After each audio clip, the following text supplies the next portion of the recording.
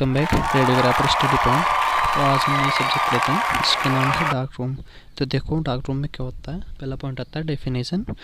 Definition में क्या है, a dark room is a film processing room. Dark room क्या है, एक फिल्म प्रोसेसिंग रूम है। किसका ये जो है डिपार्टमेंट है वो किसका होता है, रेडियोलॉजी का डिपार्टमेंट होता है।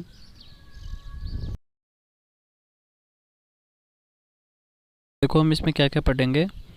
ड्राई बेंच आएगी, इसमें प्रोसेसिंग टैंक आएगा, वेट साइड आएगी, सेफ लाइट आएगी, एंट्रेंस लॉक डोर आएगा। ठीक है, ये सब अपन अभी इसके अंदर पढ़ेंगे। तो देखो आगे डार्क रूम के आगे डेफिनेशन हो ही गई।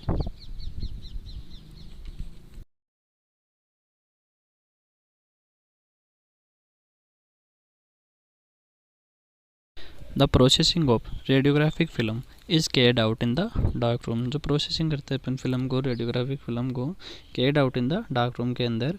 वेयर द लेटेंट इमेज, जो लेटेंट इमेज है, the film is convert into the visual image. वो किस में कन्वर्ट हो जाती है, विजुअल इमेज में कन्वर्ट हो जाती है। It is logged adjust to the X-ray room, और एडजस्ट टू द हो जाती है एक्सरे रूम में। अब आता है space. It must have sufficient space about 10 by 10 by 10 by feet. कितने का आता है, 10 into 10 into 10 by cubic feet में होना चाहिए स्पेस, एरिया होना चाहिए इतना।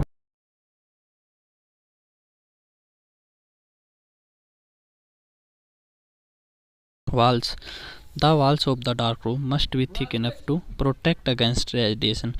जो डार्क रूम है उसमें वाल्स कैसे होने चाहिए, वाल्स होने चाहिए thick enough to protect, thick होना चाहिए, मोटे होने चाहिए, और प्रोटेक्ट किससे होना चाहिए, रेडिएशन से। रेडिएशन से क्या होना चाहिए, प्रोटेक्ट होना चाहिए।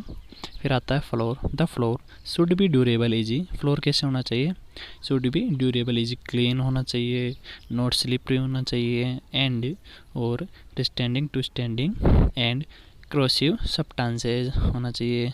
फ्लोर होना चाहिए इजी, क्लीन, मतलब जल्दी से क्लीन हो जाए, स्लिपरी ना रहे। ये नहीं कि अपन डार्क रूम में जाए और फिसल जाए।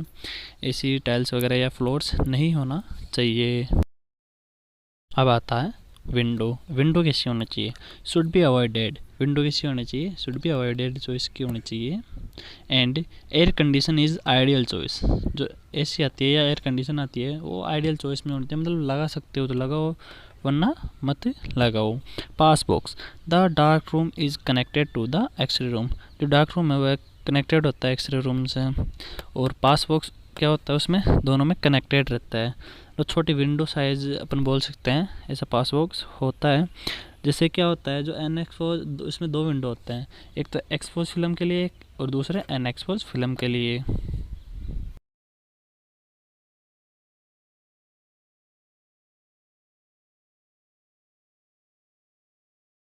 If have to light tight X-ray room door, बता दिया ना कि दो होते हैं उसमें, विच आर रिवॉल्विंग और वर्टिकल एक्सेस डोर्स होते हैं। The expose and unexposed cassette में भी passed on through the pass box की सहायता से एक्सपोज और अनएक्सपोज कैसेट को अपन पास, मतलब एक दूसरे में पास पहुंचा सकते हैं या पास कर सकते हैं। को अब आगे डायग्राम में बता रखा है, पास बॉक्स में दो डोर होते हैं, एक तो अनएक्सपोज के लिए और एक एक्सपोज कैसेट के लिए या फिल्म के लिए। The entrance of the dark room must be light tight and provided with the interlock doors. अब आती है सेफ लाइट कि सेफ लाइट कैसे होनी चाहिए। The room is eliminated by a safe light, safe light से एलिमिनेटेड होना चाहिए। Which will not fog films, और क्या नहीं होना चाहिए, मतलब फॉग फिल्म्स नहीं होनी चाहिए। यूजुअली रेड लैम्प अपन यूज़ में लेते हैं सेफ लाइट में, लेस देन 15 वाट का जो है बल्ब होना चाहिए सेफ लाइट के अंदर।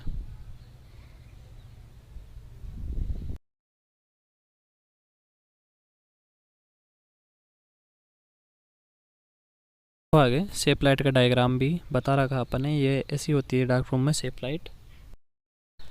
The working distance between the safe light is the safe light to the film should not less than 1.2 metre. अब आते साइड, कौन कौन साइड आती है, तो डार्क रूम में दो साइड होती है। The working area of the dark room is divided as dry side and wet side. Dry side क्या होती है, the dry side consist of loading bench, cassette, dry side consists of loading bench, can seat components, film bin, storage of receiver film के लिए storage होना चाहिए, bucket of films, hangers होने चाहिए, and was paper basket होना चाहिए। अब आता है वेट साइड, सेकंड आती है वेट साइड। रूम में ऐसी होती है हैंगर।